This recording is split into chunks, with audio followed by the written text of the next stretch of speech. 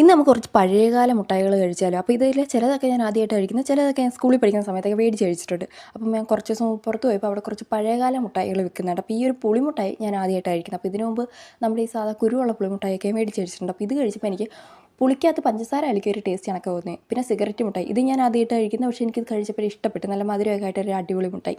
പിന്നെ ഞാൻ മേടിച്ചത് ഈ ഒരു കമ്പ് പോലിരിക്കുന്ന മുട്ടായി, പിന്നെ ഈ ഒരു ജീരക മുട്ടായി. അപ്പോൾ ഈ കമ്പ് പോലിരിക്കുന്ന മുട്ടായിയുടേത് ഈ ലോലിപോപ്പ് ഷേപ്പിലുള്ള റൗണ്ട് ഷേപ്പിലുള്ളതൊക്കെ ഞാൻ സ്കൂളിൽ പഠിക്കുന്ന സമയത്തൊക്കെ മേടിച്ച് കഴിച്ചിട്ടുണ്ട്. പിന്നെ ജീരക മുട്ടായി നമ്മുടെ സാധാ ടേസ്റ്റ് തന്നെ. പിന്നെ മേടിച്ചത് ഈ ഒരു ഓറഞ്ച് അല്ലെങ്കിൽ ഒരു നാരങ്ങ മുട്ടായി ആയിരുന്നു. അപ്പം ഇതും കൊള്ളായിരുന്നു.